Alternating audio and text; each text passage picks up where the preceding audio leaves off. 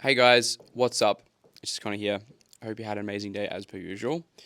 Today's video is going to be a special one. I actually did a podcast with my friend Joel Elster over in Barley just over a month ago, and he released it just about a week or two ago.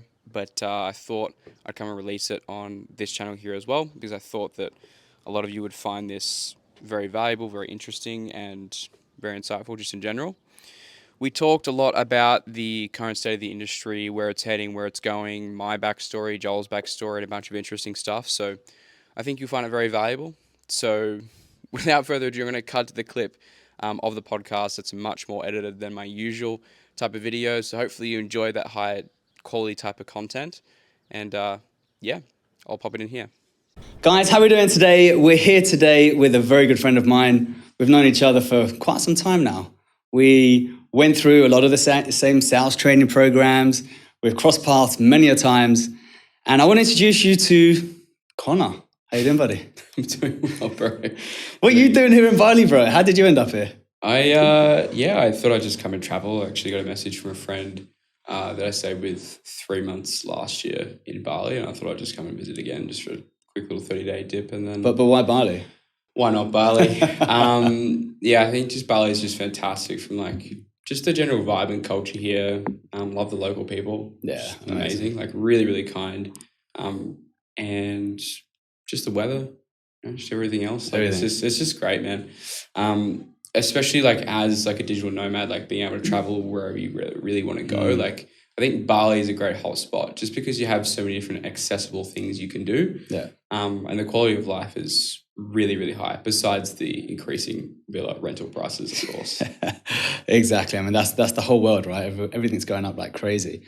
But let's go into your journey, bro. Like, let people know what you do at the moment. But before that, because we met, was it 2 years ago, 3 years ago? Yeah, something like that, yeah. And we met, I'm trying to remember what course it was. Was it with Jeremy Miner's course? I'm going to guess it was Jeremy Miner, or might have been, I think, a while ago when Sales Sniper, I think they ran Congruence Academy. I'm not sure if you were a part of that. Not sure. South Sniper Academy, I think it was. Yeah, I think, it was something a while ago. It was about 3,000, I think. Yeah. Something like that. But yeah, we met a long time ago. I can't remember specifically, but I would guess it would be Jeremy Miner's Inner Circle. So how old were you when you got into sales?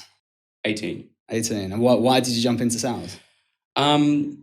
I think nobody really goes through high school going like, I want to grow up to be a salesperson. Nobody does that. I'm sure you didn't. No. I'm sure everybody watching, if you are looking at to be a salesperson, or you probably never said that. But I think for me, there was one day I was just scrolling and I saw an ad very similar to your story, actually. I saw some crazy guy from Melbourne saying that you can make all this money online, which at the time I tried for 2 years at that point. I think very similar to yourself, like different business models, drop shipping, maybe got scammed here and there and like did this and did that. And nothing really eventually worked. But I kind of just finished high school. I spent 7.5K on my first mentor. It was pretty rough. But 7.5K on your first mentor, you're 18. Yeah. If you don't mind me asking. Yeah. Where did you come up with the money?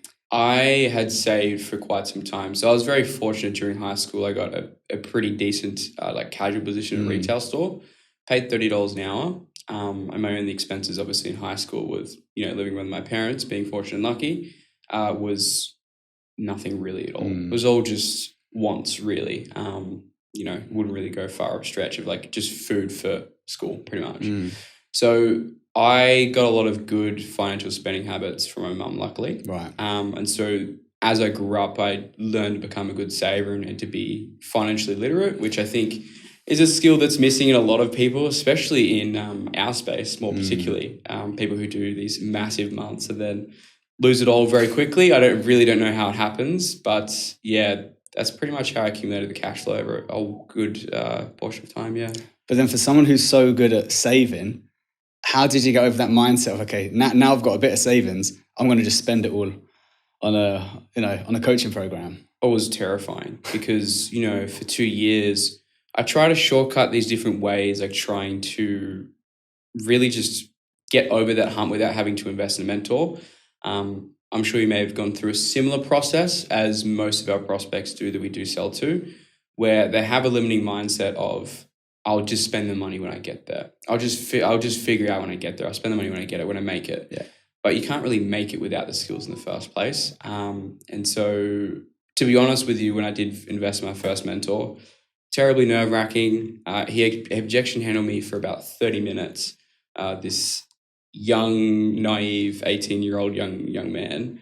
And I'm so glad that he did. The training was awful, but if I didn't if I didn't do it, like I wouldn't be doing what I do today, like not even close. Yeah. I think that investment of mentor was really what changed me. Like spending a high portion amount of money, because money is energy. You're committing something to that, and I think that is, information aside, mentorship aside, that's really what really helps people kick into gear. Like you've spent the money, you feel the pain, and so you actually implement the strategies that you're given. Because the amount of free information that I've been given over the years that I've just not even touched is probably in the realms of hundreds of thousands of dollars worth of education. People just give me stuff, and I never really use it because I don't pay for it, unfortunately. But yeah. And that's an interesting one, because there's so much free information out there. There's so many people saying, yeah, you know, I can learn this on YouTube. You know, I can read a script and I know how to get a sale done. Yeah. But it's not true, is it? No, it's not. It's really not. Because I mean,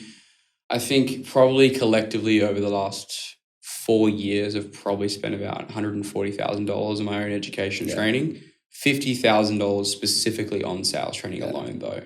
How about yourself? So I'm on 120,000. Yeah. 70,000 is on sales training. Savage. Yeah. Absolutely savage. Yeah. So you've done Jeremy Miners, you've done a bit of Matt stuff. What else have you done? Jeremy Miner, Matt, done Bill. Savage. A few other mentors that people don't even know about. They're not even on the online space, but they're in sales. Cool. People that, we're doing door-to-door sales, face-to-face sales, hospitality sales. Like there's so many different types of sales, real estate. So yeah, it's been great, because every time I've invested into myself and I've invested into a mentor, the most beautiful thing is they've already been through what I'm going through. Exactly right. They're already successful. They have what I want. Yeah. And I think for a very long time, like when I had my restaurants, I was like, do you know what? I've got such a big ego here. I've got massive pride. I didn't want a mentor. I was like, I want to prove to everyone that I can do this without a mentor. Yeah. And it hurt. It's ego. It cost me a lot of money. It cost me headaches. It cost me relationships. I had midlife crisis. I broke down. Yeah. I went almost $120,000 in debt, right? Because of my ego and because I didn't want a mentor. So then I think that was my biggest lesson. I thought, okay, well, how can I stop making the same mistakes over and over again? Yeah. And I spoke to my uncle.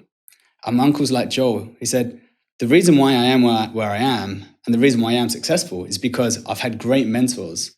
So don't be scared of finding a right mentor. Don't be scared of investing into a mentor, because although, yes, you probably will make a few mistakes, they're going to tell you the shortcuts. They're going to tell you what you should and shouldn't do. But listen to them. Yeah. Like put your ego aside and listen to them. 100%. I think it does come back to a quote that my mentor, Ben, told me many years ago of like, I stand on the shoulders of giants. And it's so, so true. I don't really think anyone's self-made, that you've got help from people along the way.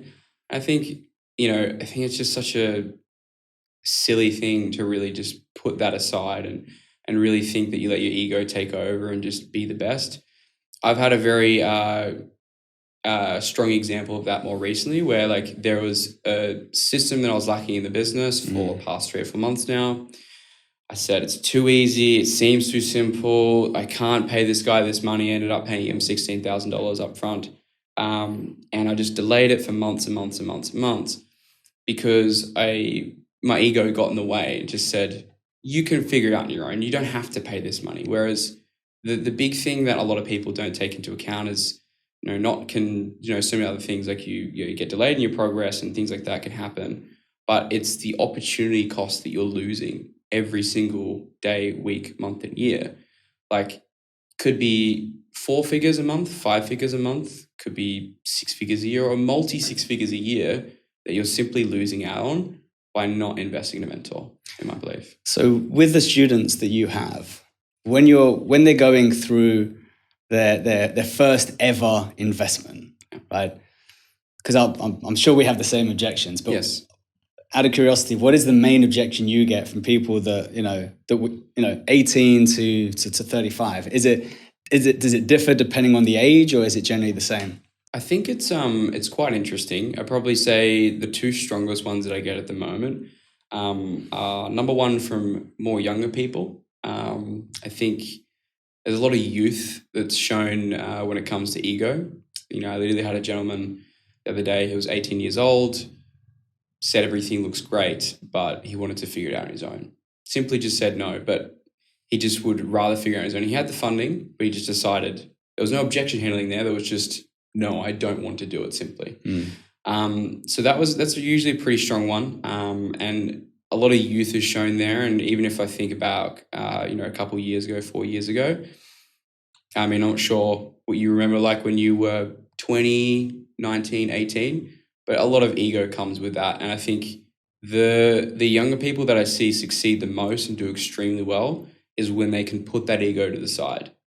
I just interviewed a student that did 7K a month in 90 days. He's an 18-year-old university dropout in Australia. And same thing that I just spoke to you about before in my business. Didn't want to do it, didn't want to trust somebody, didn't want to invest in somebody, didn't want to work with a mentor because he thought that he could figure it out on his own. And he knew that couldn't be further from the truth, because now he's got such amazing results in such a short time frame. Because if you have someone like you or I who's actually experienced and has done this for a long time, which, to be honest with you, we've had conversations in the past, very few people have, that actually teach people how to get into high ticket sales. There's quite a few people out there that maybe sold for a couple months, 6 months, year, maybe if that.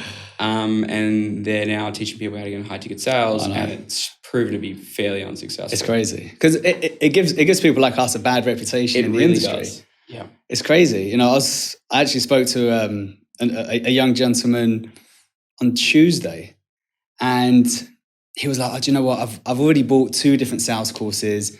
They, all they did is they provided me with a script and told me how to kind of use some kind of framework."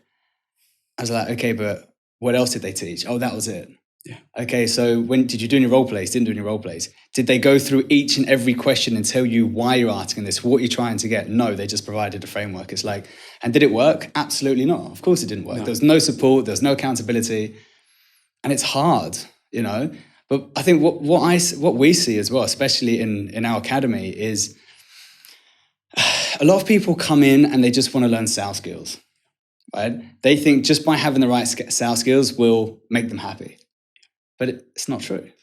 We know that very, very, very well, considering that both of us collectively have invested a lot in our sales education and training. And I'd say you and I both got caught in that trap, myself personally, absolutely, of spending more money on sales skills, but not having the skills to be able to find the right offers and opportunity to actually make the money and take advantage of those skills in the first place. Exactly. Without a doubt.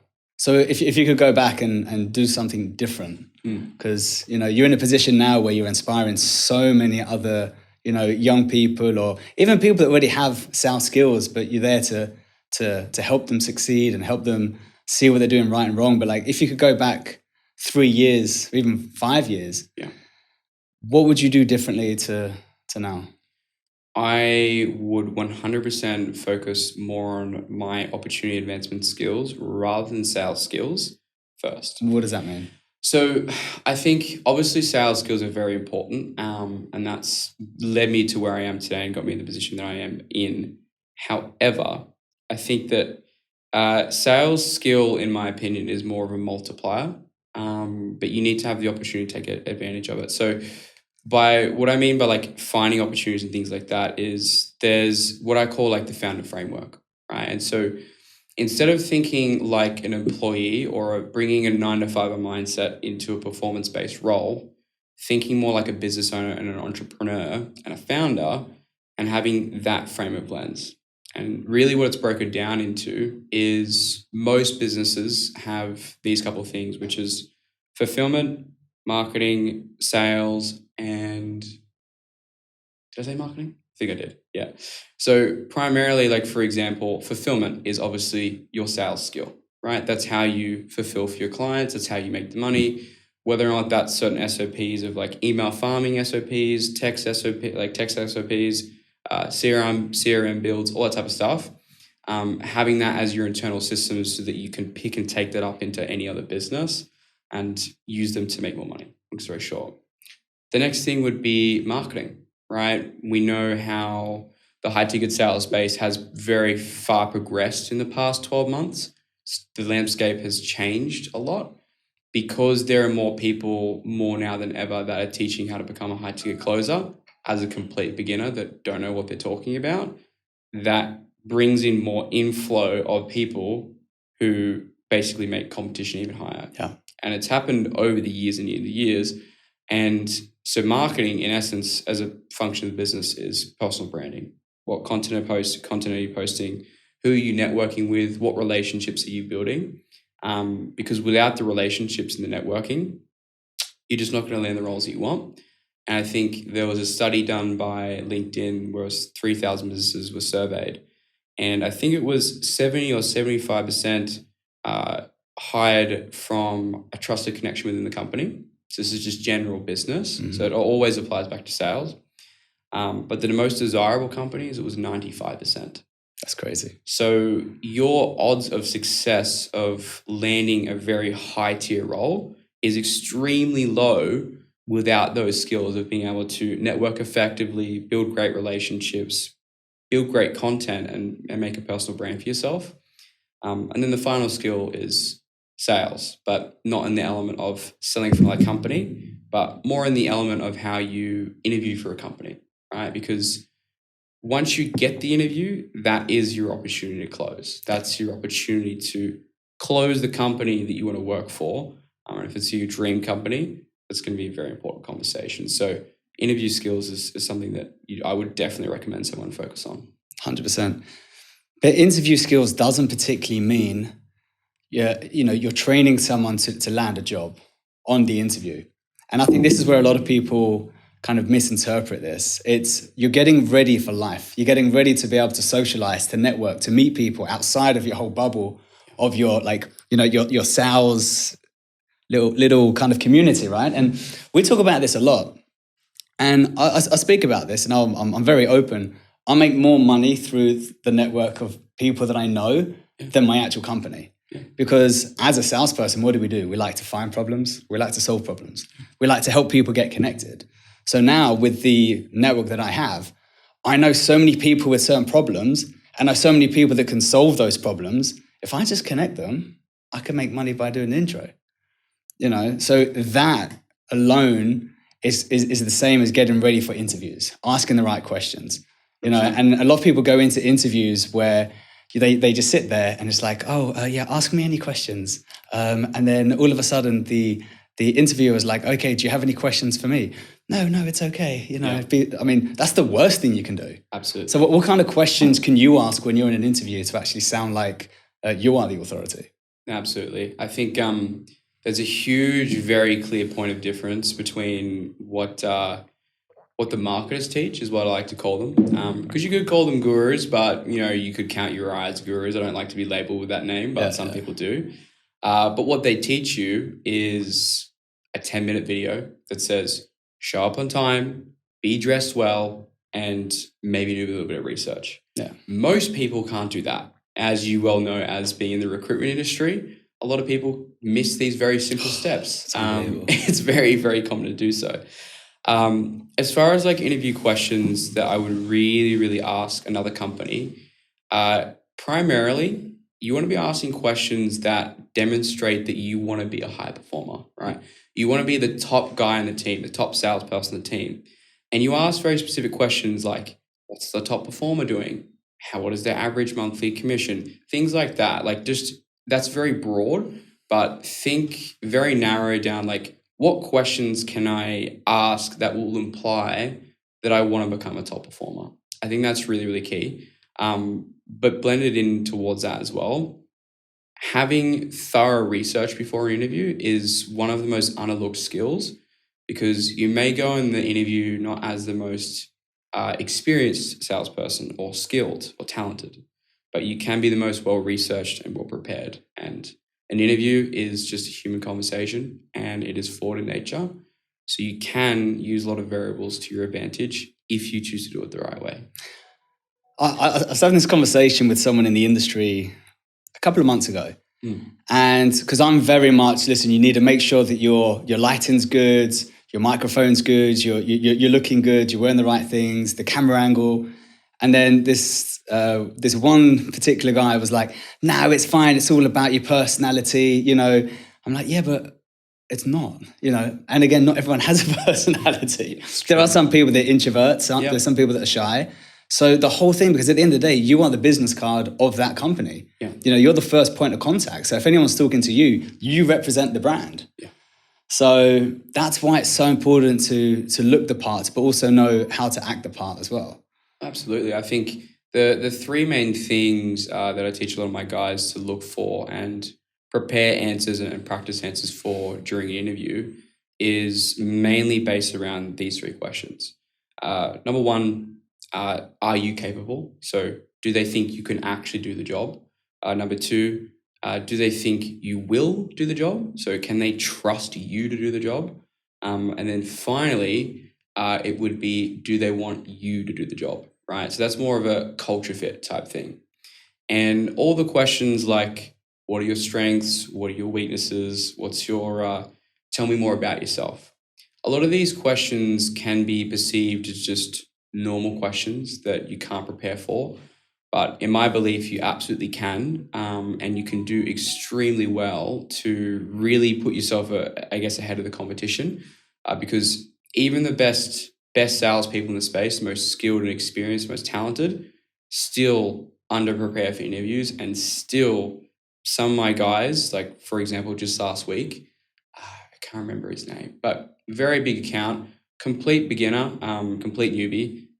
Through networking within 3 weeks, was able to land a role where he's selling $100,000 to $200,000 packages, like as a closer with no experience. Wow! And all of it. So was it is because possible. Those interview skills. Yeah, absolutely. Yeah. Wow, that's crazy. So I just want to go back a few steps because there are a lot of sales coaches out there, and we've had this conversation in the past. Like what a lot of people try and do is they try and be like that sales coach. They try to have the same tonality, body language, exactly the same script.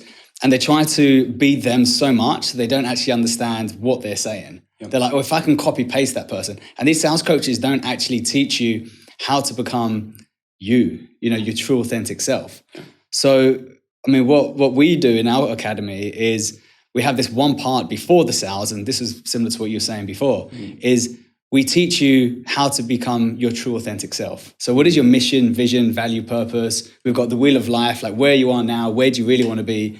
Once you understand you, then you can understand the script and change it to your unique self, right? And I think that is a massive issue at the moment with a lot of these sales coaches where they don't care about you. They just like, right, this is the script that's worked for me, so it may work for everyone. Absolutely. I think as directing back to the Founders Framework I was talking about before, one of the big pieces that I missed there was the fourth piece was leadership. And your mindset as a sales rep is absolutely critical. Nobody talks about it enough. There's obviously some sales trainers out there. Love them. Great mentors previously. They talk about mindset doesn't matter. I think it absolutely does. Push your emotions aside. No one cares about your emotions. Like, hang on a minute. No. Everything that exists within your life is because you manifested it, it's because you allowed it. And so I think understanding when you take accountability for your actions, when you take self-ownership, when you understand your thoughts and everything, just becoming a lot more analytical of your personal development every single day, I think that's really important because that piece of being a leader of your own business, every business has its own leader. You need to really think if you're getting into this space, you're running your own sales agency, you have one setter, you have one closer for hire, and that is it. And you need to really, truly think from that, that lens, because you are a paid performance. You're not an employee. You don't get paid, retirement funds or anything like that. you're putting yourself on the line. And I think it's really, really important to understand that full accountability and really, really starting up here rather than focusing on all these sales skills. Because while they are important, I think the fundamental foundational base is the way that you view the world. 100%. Yeah. Very well said. And I think the last kind of question I want to ask you, buddy, because there's so many people out there that want to become an entrepreneur. They want to live this location freedom, laptop lifestyle, make a load of money. But a lot of people make excuses. A lot of people say, I wish I could be like that person I see on Instagram. I wish I could have that life. Like, how important is it to have, let's say, sales skills versus going to university? Like, what is your views on that? I think it's critical because more and more and more, because at the moment I'm 22, so I'm turning 23 next week. And every single year, every single month, I have friends from high school that finish university. And what are the main things they always run into? I'm struggling to find a job. No one will hire me. Job market's down. Economy's down. Right? Everything's all happening at the moment. The problem is they don't have monetizable skills that can get them to get paid. And the big thing is, what I find more often than not at universities is they don't teach you the skills that actually make you money and the skills that business owners care about, because they don't necessarily care about theoretical knowledge and thesis and all that type of stuff. It's more about the granular skills they really care about and how can you add value to the business. I think sales is a skill in itself. I have this conversation quite regularly with many of my friends, but they always ask me, like, what would happen if your training business were to go to zero? I said, no problem. I'll always make $25,000 to $30,000 a month, non-negotiable. I have all the skills that I need. I know that I can make a business a lot of money. It's always a skill that you can fall back on, whether it's the online education industry. It doesn't matter what industry, to be frank with you. As long as you can add value to a business and you can make the money, you will always get rewarded for doing that. And I think sales is just the number one skill that cannot be taken away from you. Government can take away your bank accounts, all your assets, everything. If you're left with your skills, especially skills that can make other people money, you're never going to have to worry about money again. 100%. Brother, thank you so much. It's a pleasure. So nice to see you again. Likewise, bro. Likewise. Anyway, well, what we'll do is, guys, tune in. There's going to be some really interesting things I'm going to be posting into the description. So make sure you go into the description and give it a check out. See you later. Peace. Bye for now.